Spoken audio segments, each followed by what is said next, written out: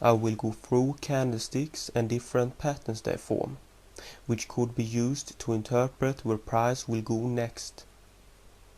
First, some basics of how a candlestick is constructed, and to show this, I will start to explain by looking at a candlestick where price closed up, and I will call this a positive candlestick.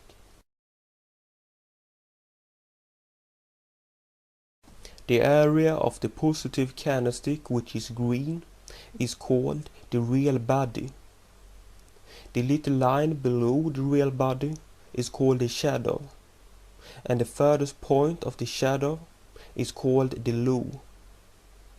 And the low is quite simply the lowest price which that specific candlestick did reach. On a positive candlestick, the open of the candlestick is the bottom of the candlestick's real body, and is the price at which the candlestick first began to form. The line which is above the positive candlestick's real body is also called the shadow, but the furthest point of the upper shadow is called the high, and this is the highest price reached during the time this particular candlestick was formed.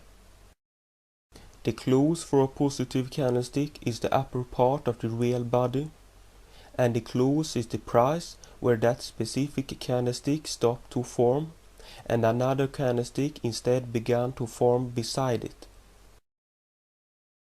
The construction of a positive candlestick is easy to understand if you contemplate that at the open, the positive candlestick begins to form, and then it could go down and create a lower shadow, but before the positive candlestick stops to form, it will move above and close above its open in order to become a positive candlestick. And if it moves up to a price above its open, but then ventures down a little, but still above the open, an upper shadow and a high is formed. A candlestick where price went down and closed down, I will very conveniently call a negative candlestick, but not that it isn't anything special negative about it.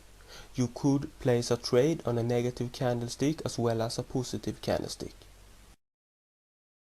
The area of the negative candlestick, which is red, is called the real body. The little line below the real body is called the shadow, and the furthest point of the shadow is called the low. And the low is quite simply the lowest price which that specific candlestick did reach, the same as with a positive candlestick. On a negative candlestick, the open is the upper part of the negative candlestick's real body, and the open is the price at which the candlestick first began to form. The line which is above the negative candlestick's real body is also called the shadow, and the furthest point of the upper shadow is called the high, and this is the highest price reached during the time this particular candlestick was formed, same again as with a positive candlestick. The close for a negative candlestick is the bottom of the candlestick's real body, and the close is the price where that specific candlestick stopped to form, and another candlestick instead began to form beside it. The construction of a negative candlestick is easy to understand if you think about that at the open, the negative candlestick begins to form, and then it could go up and create the upper shadow, but before the negative candlestick stops to form, it will move below and close below its open in order to become a negative candlestick. And if it moves down to a price below its open, but then goes up a little, but still below the open, and lower shadow and a low is formed. In my explanation of how candlesticks are constructed, I have used the colors green and red, but on many platforms the default is white and black.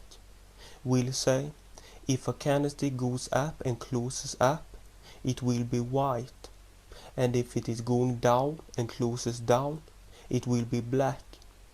And candlesticks come from Japan, and in Japan the default colors are red and black. Red when a candlestick goes up and closes up, and black when a candlestick goes down and closes down. It is up to you if you want to use one of the just mentioned color schemes of the candlesticks, but I would recommend that if your broker platform doesn't have green and red as the default color, just change the scheme to green and red. And in the section where I did go through the Forex platforms, I showed you how to change the scheme so you wouldn't have any problem with that. Green and red are such wonderful colors while trading because of its visual appearance, due to the fact that they remind you about traffic lights.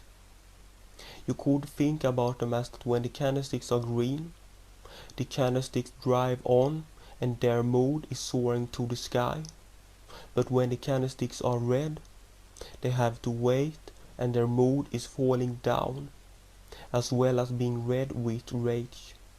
That is probably something all could relate to, considering the relief it is to arrive at a crossroad and having the traffic lights switch to green, as well as how frustrating it could be waiting at a red light. But just don't take this allegory too literary and only trade when the candles are green, because in order to make money in the Forex, you can't make trades depending on feelings, but based on well-cut educated guesses.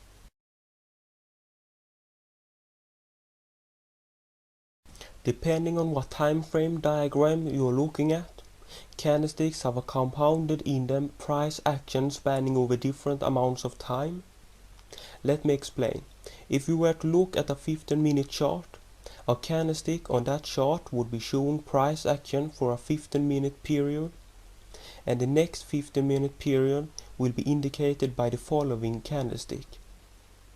And on a daily chart, every candlestick shows a whole day of what price did that particular day. Example, what high or lows it formed and where it opened and closed that day. It is important to understand that the phenomena of how the candlesticks develops is closely watched by analytics, and the candlesticks means different things depending on how long or short the lower and or upper shadow is, and depending upon how long or short the real body is.